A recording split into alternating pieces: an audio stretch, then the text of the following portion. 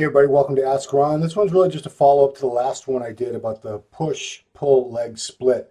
A guy named Scott that I've been in touch with for years.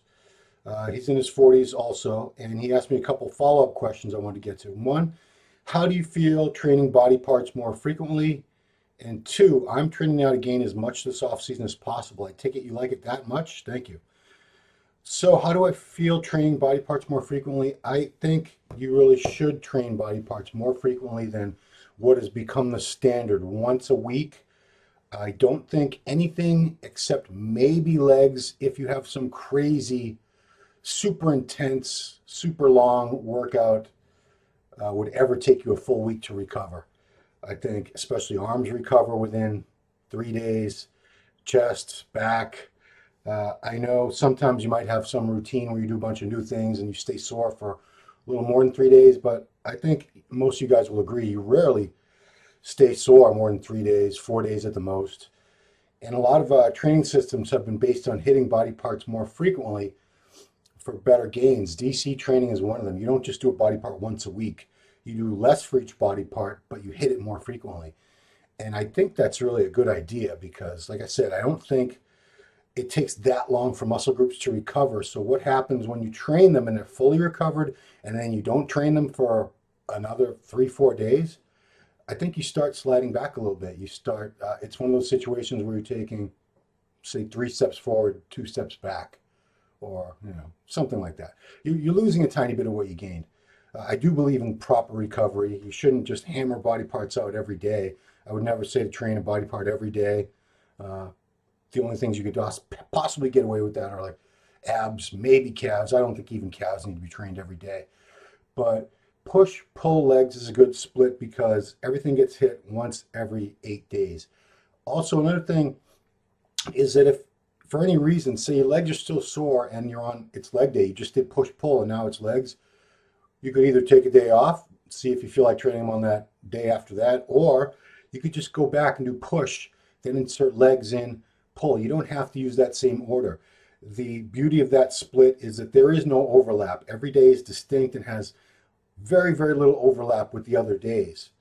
Because remember, I'm doing rear delts on back day, so even that doesn't overlap. The only real upper body part that has an overlap that can't be avoided is traps, because you are going to use traps in any kind of shoulder movement, and you are going to use traps in any kind of back movement. So that's unavoidable. Well, like I said, if anything is really sore and you're on that day, push pull legs, you don't have to train that particular split on that day. You can move on to the next one. You can change these up any way you want. If you have, say, really strong legs or something, and you don't want to train them that frequently, you could do push pull legs, take a day off, push pull.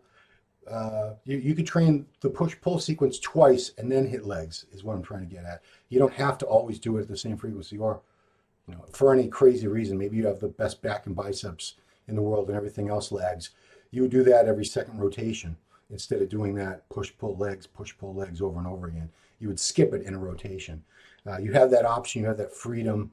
That's why I like this. It's so flexible. You can put rest days in anywhere. You can mix up the order anywhere. It doesn't really matter. So the other thing Scott was asking about, is this ideal for mass? Yes, I do believe it's pretty ideal for mass because you're getting more chances to stimulate gains. You're hitting the body parts more frequently. I think about twice every 8 days is ideal. In the old days, for many, many years, up until Dorian Yates came along in the 90s and popularized hitting body parts once a week, that was unheard of. It had been traditional for decades and decades for guys to do body parts twice a week, sometimes even 3 times a week. A lot of the old school guys did that. They did a minimum of twice a week, and they made great gains. So I know someone's going to say, well, Dorian introduced the concept of recovery, which was really Ellington Darden, Arthur Jones, and Mike Mentzer were the ones who really put that on the forefront as far as awareness, bring it to our awareness that we need to recover from the training if we're going to actually grow. You can stimulate muscle gains, but if you don't give the muscles the time, the rest, and the nutrients to properly recover, they're not going to grow. So that's a great concept everyone should always have in mind. But as far as training body parts once a week, I don't think that's ideal. I really don't, because what are you going to do? You're going to slam it with a million different exercises and sets, try to keep it sore for as close to a week as possible, or keep it sore for like 4 or 5 days and then give it a couple days to rest. I think you're better off doing a little bit less in terms of volume for each body part and hitting it more frequently. And like I said before with this split, you can rotate exercises. So if your push day, your main chest exercises like an incline presses and pec flies, things like that. The next time you can focus more on flat pressing. You can always mix up the order as well, or the exercise is what I'm saying. You should have exercises that you rotate from workout to workout, or just introduce at different points during the training month per se. So that's it. This was just a really quick follow-up because I don't think it was clear that this is something, it's not just meant to be used as a break or something new to try for a little while. This is something you can do all the time. And some of you might find that you enjoy this, the way it's set up, the structure of it, and the flexibility of it, so that you will want to do it all the time. But by all means, if you try it and you want to go back to your old style of hitting body parts once a week, it's, you always have that option. It's no one's dictating to you what you should and shouldn't do. That's all. It's been a quick one. Thanks for watching. Talk to you later.